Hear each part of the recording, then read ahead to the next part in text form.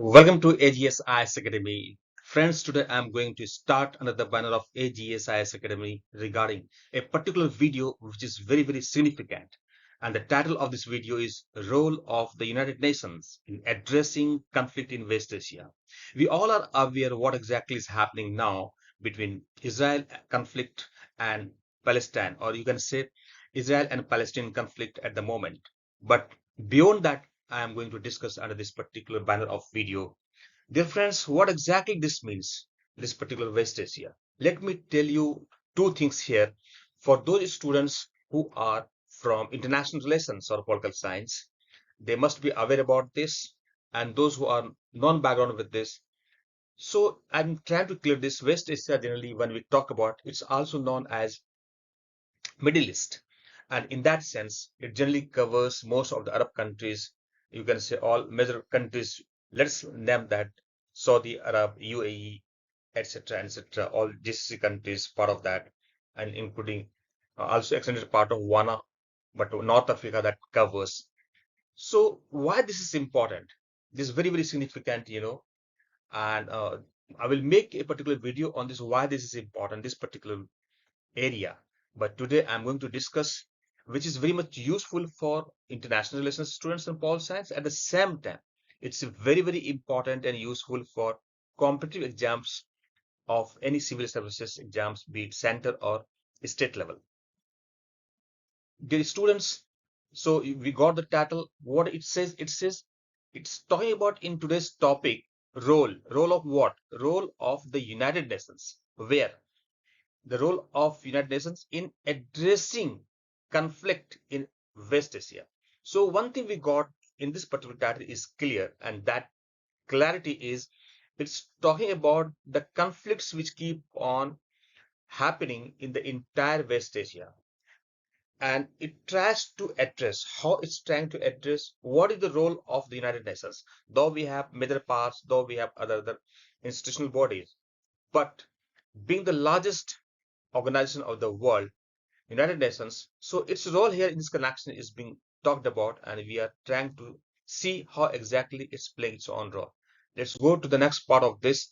As a part of introduction, when we talk about like brief view of the United Nations and its mission for global peace and security, let us out try to emphasize on this particular line. The students just see this particular line, global peace and security. So what is the main role of United Nations? Since when it was formed, we all know this was primarily meant for addressing and maintaining global peace. Global peace means worldwide peace across the country and security. There should not be any law and order problem. There should not be conflicting situations which can jeopardize the interests of sovereign countries or the Committee of Nations across the world.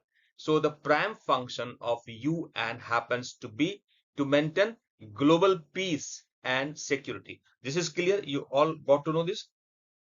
Even for any complex exams or MCQs, or even for writing. So what we got to know, its prime role is to maintain peace and security across the world, anywhere in any part of the world. Now introducing to the ongoing conflicts in West Asia. West Asia is not new to the conflicts. Many conflicts have been happening here. Is in the recent past, we take like example of Iraq conflict with Kuwait, then you have Libya, then Syria, then Yemen, Iran, so on and so forth, Israel, Palestine, ever non-ending conflict, and keep on going. So it's a part of introduction. So this West Asia is particularly prone to very much conflicting area. That here, as per the title, what we are talking about, we are talking and trying to address is UN will maintain peacekeeping missions, peacekeeping operations. What does this peacekeeping means? Peacekeeping means across the world, wherever there will be conflict or likely to be conflict or conflict is happening. In that case, UN will send its mission as a peacekeeping mission from the member countries of the United Nations. What are the member countries?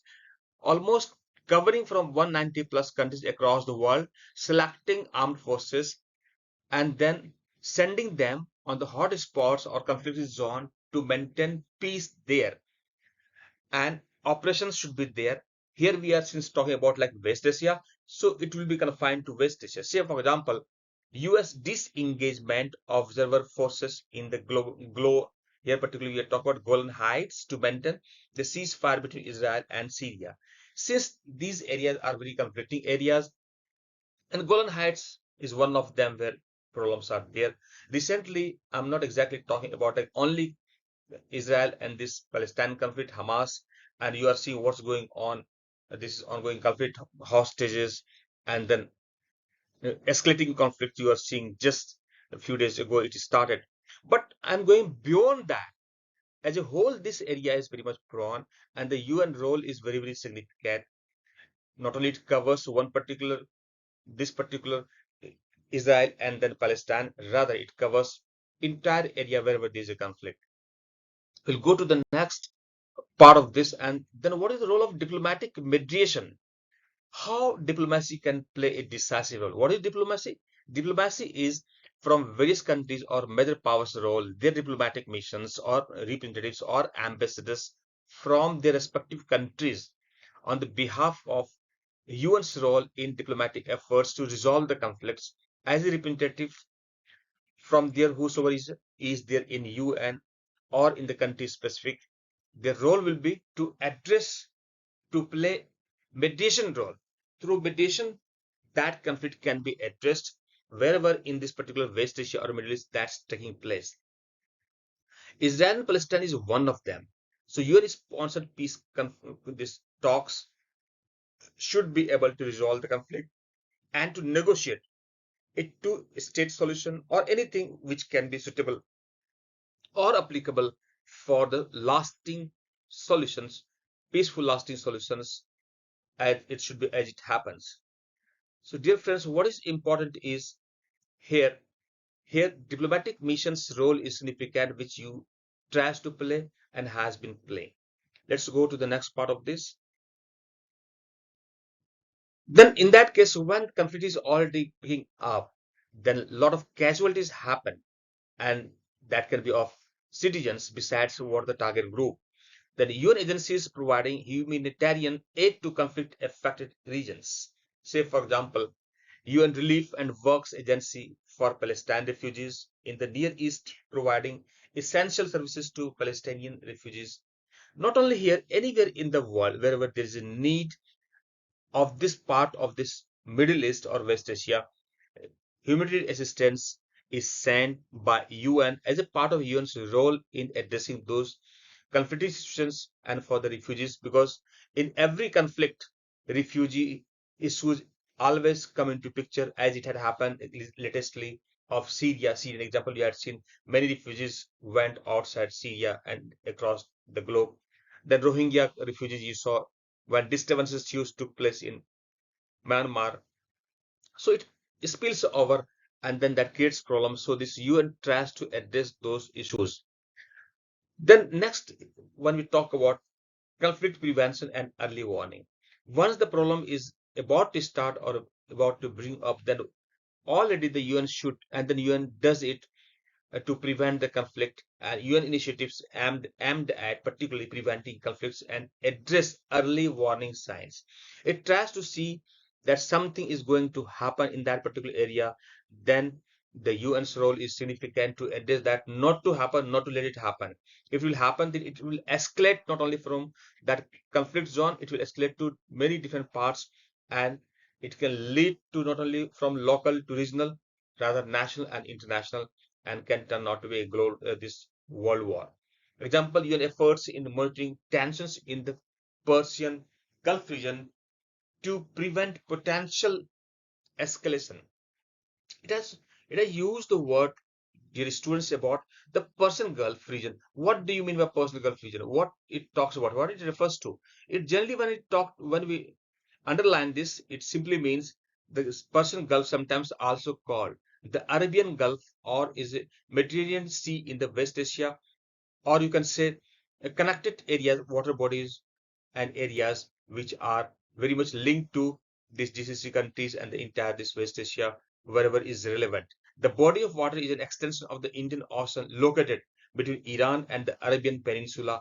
It is connected to the Gulf of Oman in the east by the Strait of Hormuz. So this is in general what I say to just to understand. So you got to the at least Persian Gulf is not in Arabian Sea, it's beyond that, not in Indian Ocean, rather beyond Arabian Sea. So any kind of escalation, any kind of conflict should be stopped and it should not reflect, it should not escalate further. Then sanctions and peaceful resolutions. What it talks about, like whenever there is a conflict or likely to conflict, then UN Security Council sanctions as tool for conflict resolution. What is sanction? Like something, any attack has taken place. How do you stop this? If the other party is not willing to go for ceasefire, then sanction can be imposed on that particular rebellious party. Sanction is a kind of like bondation, not to do this or not to do that, the list of that to do and not to do. So, example, if you can see, one of them generally can be referred to about UN sanctions on Iran because Iran has been under use sanctions for long. And like this, then it was in the case of Iraq, Libya, many other countries wherever this happens, then sanctions have been in place and likely to be sanctioned there. And in future also, currently also, countries face sanctions wherever there is need to have these sanctions on the part of United Nations. Then going further, disarmament and counterterrorism. What does it mean? Disarmament generally here we talk about like this need to disarm where there is accumulation of arm that needs to be addressed. And UN actions in disarmament and counterterrorism efforts in West Asia. Counterterrorism means operations against terrorist activities, and that should be going on until the terrorism is stopped, until terrorism is not there, and at the same time need to be addressed what exactly why this kind of problems start, and the root cause of that tourism also should be addressed so that there never remains any tourism any part anywhere or any part of the world, to maintain peace and harmony for the humanity. Example, if you talk about like UN Security Council resolutions imposing arms embargoes and sanctions on entities supporting terrorism in the region. So nowhere any country, any region, any peaceful country supports terrorism, neither should support that. And UN's initiative here is the very purpose of this to disarm and start counter-terrorism. Next, we have protection of civilians. Once, whenever conflict starts, then the very need of the hour remains for United Nations to take initiatives to protect civilians during conflicts. Example, UN efforts to safeguard civilians in Syria, as I said, how you see the devastation of Syria in the recent past, including the establishment of safe zones and humanitarian corridors that should be protected. So protection of civilians whose fault is not there and who are general citizens, they need to be protected from these kind of conflicts. Then once the conflict has already started, what need to be done? So this is called post-conflict reconstruction. Once devastation taken place, demolition taken place, everywhere destructions are there, then the role of UN starts to reconstruct, rehabilitate them again. So UN involvement in rebuilding nations after conflicts is very, very significant. Example, UN development programs supporting reconstruction efforts in Iraq after the defeat of those unwanted elements, what is being called rather ISIS. Going further to the next particular areas and concluding part, challenges and future prospects when we talk about uh, as a challenging part, it is not that easy to do all these challenges faced by UN in resolving conflicts in West Asia. However, it needs constant and consistent effort to address that. If we talk about future prospects, potentials for UN-led initiative, the regional cooperation, and the importance of international support for lasting peace in the region is, or we can